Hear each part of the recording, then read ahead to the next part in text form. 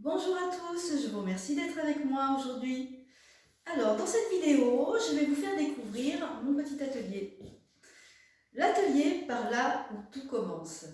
Là où je confectionne toutes mes créations que vous voyez sur Facebook, que vous voyez sur Instagram.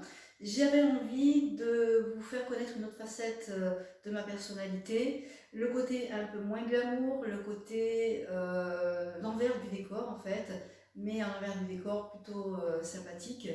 Je vais vous présenter les outils que j'utilise pour ma couture, les meubles et plein de choses encore que vous ne connaissez pas de moi forcément. Permettez-moi de vous faire visiter cet atelier que j'ai en location depuis 2 mois.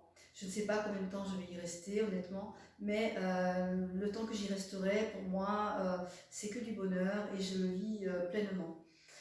Voilà, donc en fait, pour ceux qui ne me connaissent pas, je suis Marquise de Provence, la marque Marquise de Provence plutôt, parce que, voilà, la marque Marquise de Provence qui vous propose tout ce qui est linge de maison, et puis pas que, en fait, il y a aussi des sacs, des cabas, et je propose aussi du travail sur mesure, confection de rideaux, confection de coussins, confection de pas mal de choses sur mesure, et également mes talents de décoratrice d'intérieur, homestaging et d'autres prestations de décoration. Alors, je vous propose de visiter cet atelier le plus simplement du monde, avec mes mots, et j'espère que vous y prendrez du plaisir et que ça vous permettra de me connaître un peu mieux. On y va? Et voilà, suivez-moi pour la visite. Donc ici, c'est une vue d'ensemble de mon atelier.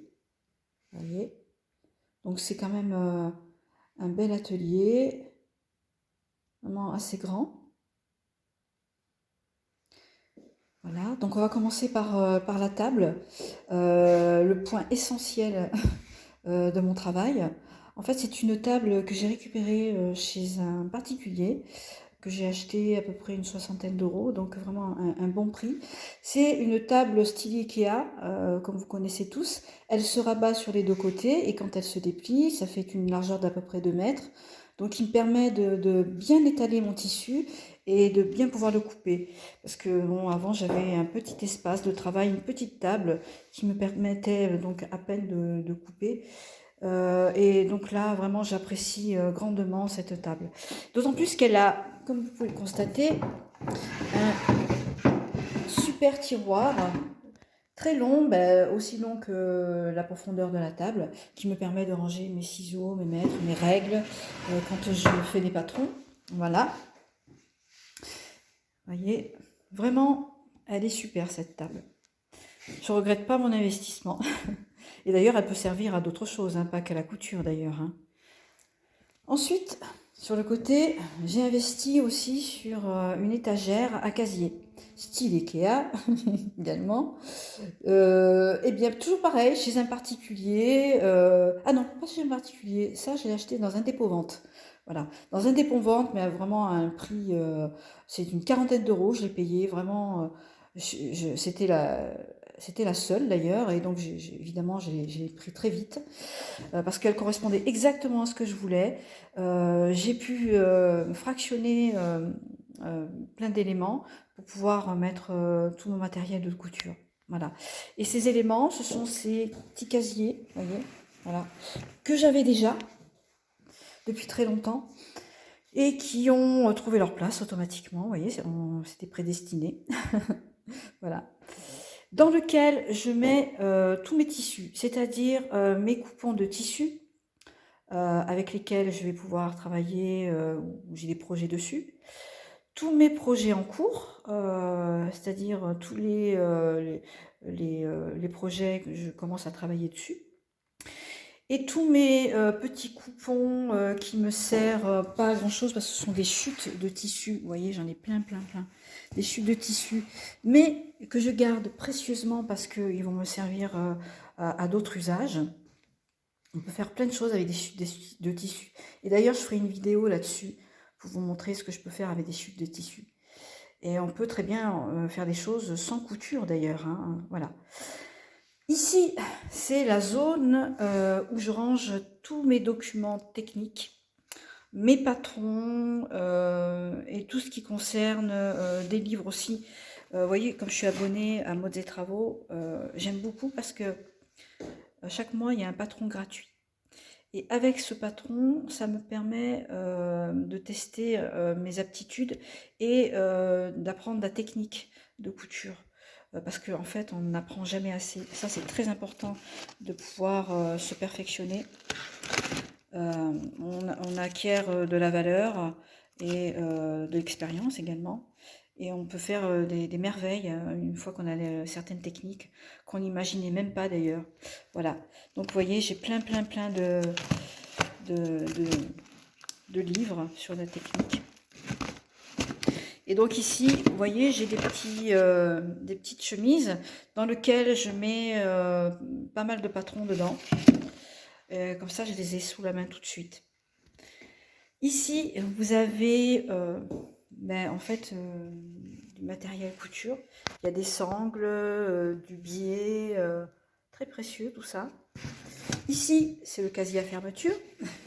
Alors, j'ai plein de fermetures et de différentes longueurs que je stocke pas mal parce que j'en ai toujours besoin. Et quand il y a des promos, j'hésite pas à acheter des fermetures. Voilà. Ici, vous avez aussi des boîtes où je mets des pompons, où je mets des patrons. Voilà, tout est optimisé. Et rien ne se perd. Et au-dessus, eh bien, c'est ma zone décor.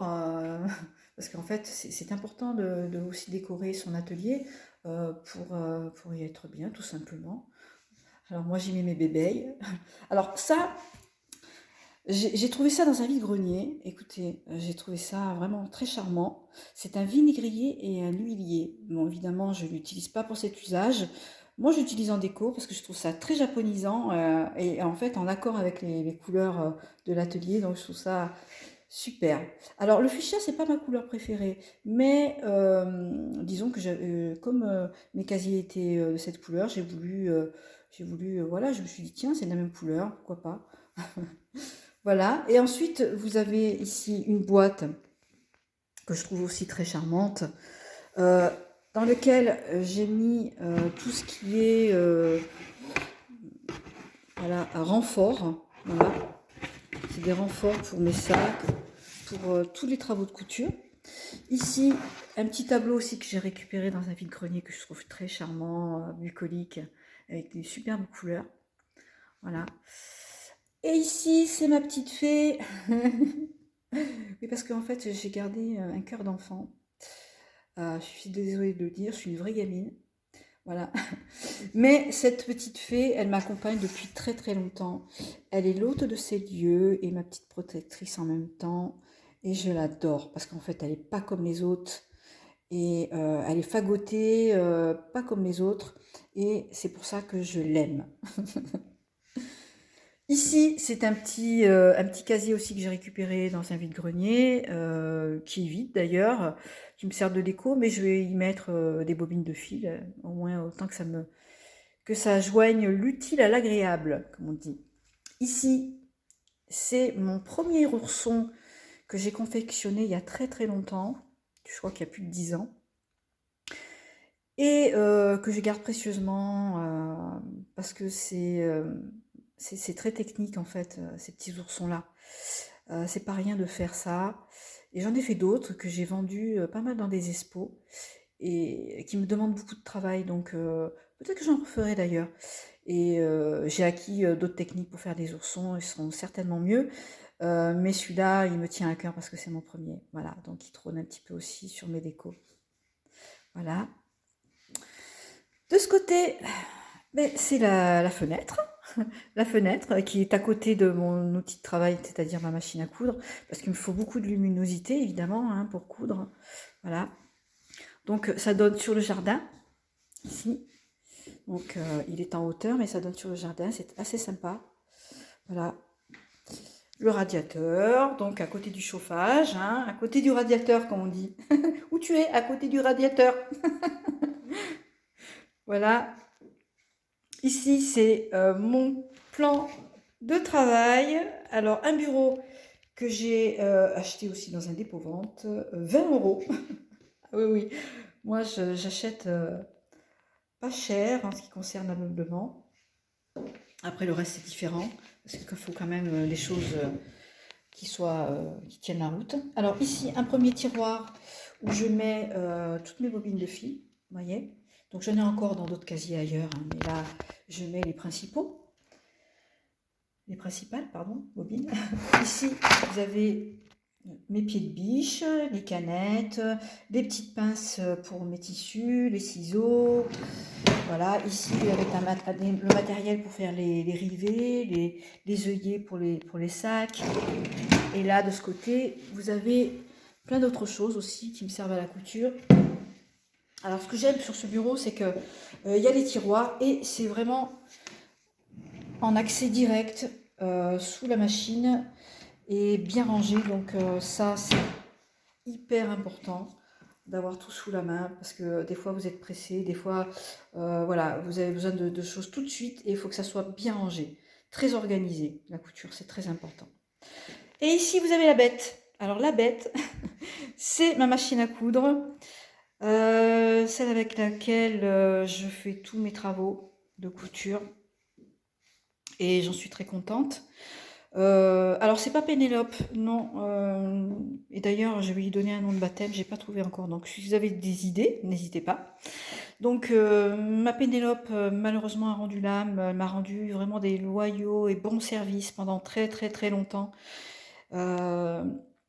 C'était une de mes premières machines parce que c'est ma maman qui me l'avait offerte. Bon, à un moment donné, elle était plus adaptée. Donc du coup, je la garde. Je ne sais pas pourquoi je la garde, mais peut-être, c'est peut-être que les machines à coudre ont une âme, peut-être, parce que j'ai de l'affect.